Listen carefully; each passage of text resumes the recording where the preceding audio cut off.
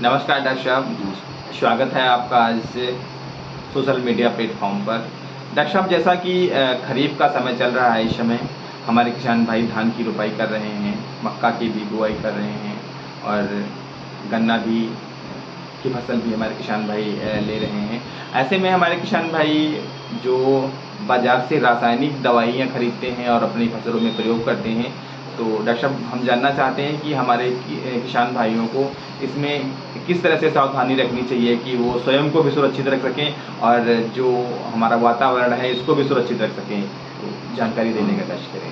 किसान भाइयों नमस्कार। जैसा कि सर ने बता ही दिया कि आज का टॉपिक हमारा विषाक्तता रहेगा और विषाक्तता कितनी होनी चाहिए, इस बात को हम कैसे पहचानें और उसको जो है हम खेत तक कैसे यूज करें कि जो है हमारा जो है स्वास्थ्य प्रभावित ना हो और हमारी फसल भी ना प्रभावित हो और हमारा एनवायरनमेंट भी सेफ रहे।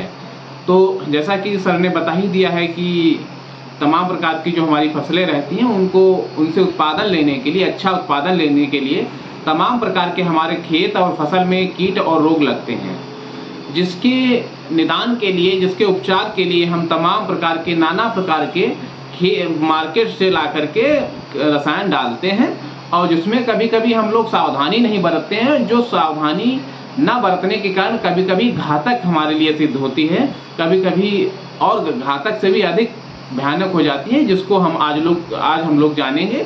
तो एक एक करके उसमें कई क्राइटेरिया सरकार के द्वारा उसमें हर रसायन के ऊपर लिखा रहता है कि जैसा कि आप फोटो में देख पा रहे हैं, 4 रंग का जो है 4 रंग त्रिभुजा आकार में दिखाई दे रहे हैं। तो ये जो भी रसायन आप लेंगे उन सब रसायन पे इन चारों में से कोई न कोई रंग आपको दिखाई देगा और ये लेबल बहुत ही महत्वपूर्ण होता है।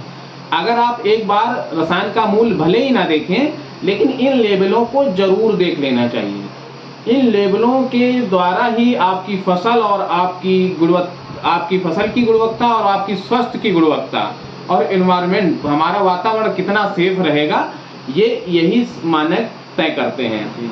तो आइए हम लोग एक एक करके इनको जान लेते हैं कि सबसे ऊपर जो हमारा लाल रंग दिखाई दे रहा है, जो कि कह रहा है कि पॉइजनस, ये अत्यंत जहरीला रसायन होता है। इस प्रकार के रसायन जो है जिन पैकेटों या दवाइयों पे, जो भी शीशियों पे इस प्रकार का अगर चिन्ह बना हुआ है तो समझ लीजिए बहुत ही जहरीला रसायन है। यानी अगर हमारे किसान भाई दवा मार्केट से खरीद रहे हैं तो ये निशान दवा के ऊपर देख लें। हाँ, ये जरूर, ये सारे लेवल हैं, जरूर देखें। उसके बाद में हमारा पीला जो निशान है, पीला आता है, ये जो है कहता है कि हाईली टॉक्सिक है, आप इसको सावधानी पूर्वक, जहरीला है, सावधानी पूर्वक प्रयोग कर सकते हैं। तीसरा है कि गहरा नीला रंग आता है, जो कि डेंजर बताता है। नीला रंग कहता है कि यह स्लाइटली टॉक्सिक है, मामूली जहरीला रसायन है, आप इसको भी सावधानी पूर्वक ही प्रयोग कर सकते हैं। चौथा नीला रंग दिखाई देता है कि आप जो है सावधान होके काम करिए।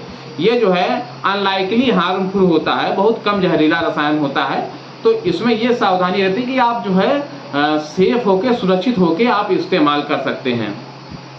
अब जैसा कि आप मार्केट में जाएंगे तो तमाम देखेंगे तो जैसे इसमें पीला कलर आपको दिखाई दे रहा होगा। जी। हाँ, और अगर हम दूसरे रसायन तो इसमें देखिए आप जो है हरा कलर दिखाई दे रहा है। जी। ये आपकी मैंकोजेब है, इसमें जो है हरा रंग का निशान त्रिभुजा आकार में बना हुआ है। अब हमको कुछ सावधानियां रखनी होती हैं कि हम रसायन खरीदते समय क्या क्या सावधानियां रखें। पहली बात है कि कोई हमको सस्ता रसायन देता नहीं है, हम केवल अपने व्यवहार और नज़दीक के देखते हुए अपने रसायन को खरीदते हैं। तो उसमें कुछ सावधानियां आपको रखनी होती हैं, उन सावधानियों को रखकर ही आप कोई भी रसायन खरीदें। पहला सबसे मुख्य बात ये होती है कि कहीं भी रसायन खरीदें तो लाइसेंसधारी ही, जिसके पास लाइसेंस हो उसी के द्वारा ही अपना रसायन खरीदें। कृषि विभाग से अधिकृत हो दुकानदार। हाँ, कृषि विभाग से अधिकृत हो, उसी के पास खरीद सकते हैं। अगर इधर उधर खरीदेंगे तो कल को अगर कोई दिक्कत होती है तो आप भी सेफ नहीं है, आपकी फसल भी सेफ नहीं है। दूसरी बात यह है कि बिल अवश्य ले लें। कल को कोई दिक्कत होती है तो आपके पास बिल रहेगा, तो आप उसको दिखा करके आप उसके क्लेम वगैरह आदि जो चीज़ें होती हैं आप वो सारी चीज़ें कर सकते हैं।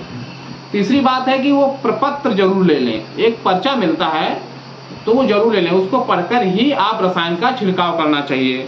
चौथी बात यह है कि संतुलित मात्रा में ही रसायन का प्रयोग करें। ये नहीं कि कोई कह दे रहा कि कितना भी आप रसायन डाल दें, आप उसको मत डालिए। जो भी आपको रिकमेंडेड रसायन है वो जिस फसल के लिए उतना ही डालिए। उसके बाद अगर अतिरिक्त या कम डालना है तो आप जो जहाँ से आप रसायन परचेज कर रहे हैं, खरीद रहे हैं, उससे आप सलाह ले सकते हैं।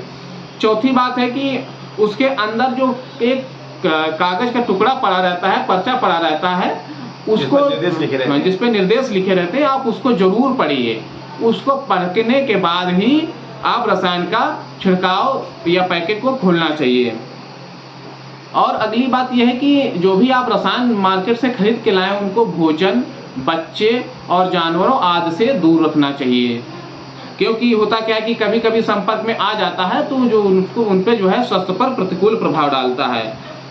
कभी कभी मैं देखता हूँ कि जब भी क्षेत्र में जाता हूँ कि किसान भाई हमारे लीकेज पानी बह रहा है पंप से, लेकिन फिर भी आप स्प्रे कर रहे हैं।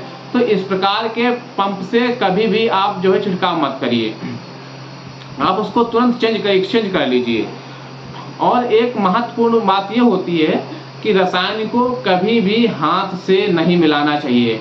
और मोस्टली किसान भाई हमारे जो है रसायन को हाथ से ही मिलाते हैं। आप क्या करिए, एक दस्ताना पहन लीजिए, हल्का वाला जाता है, ज़्यादा महंगा 10-20 रुपये का दस्ताना आता है, वो खरीद के, और लकड़ी से जो है आपको चलाना है, हाथ नहीं डालना है। क्योंकि रसायन बहुत विषैले होते हैं जो कि जो है आप पे स्वास्थ्य पे प्रतिकूल प्रभाव डालते हैं।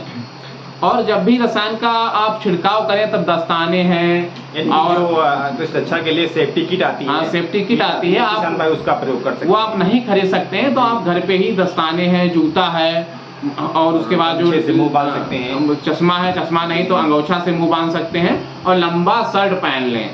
लंबा शर्ट पहनने से ये होता है कि जो लंबा शर्ट पहनेंगे तो कोई भी उसका जो है प्रभाव आपके शरीर पर नहीं पड़ता है। और कभी कभी किसान भाई जब नोजल उसकी टाइट हो जाती है तो मुंह से घोलने लगते हैं, तो ऐसा कदापि बिल्कुल भी मत करिए। रसायन छिड़कते समय धूम्रपान तो बिल्कुल मत करिए। अगर कोई रसायन के बाद में अगर कोई समस्या आती है तो आप तुरंत डॉक्टर से सलाह लीजिए, और सलाह लेने के बाद ही आप जो है उस पर उपचार की कार्रवाई करें। अगर इस प्रकार से आप जो है रसायनों का सावधानी पूर्वक प्रयोग करेंगे तो आपकी फसल भी सुरक्षित रहेगी, आप भी सुरक्षित रहेंगे, और आपका वातावरण भी सुरक्षित रहेगा, और आपके घर परिवार और आपका समाज आपसे खुश भी रहेगा। धन्यवाद डॉक्टर साहब।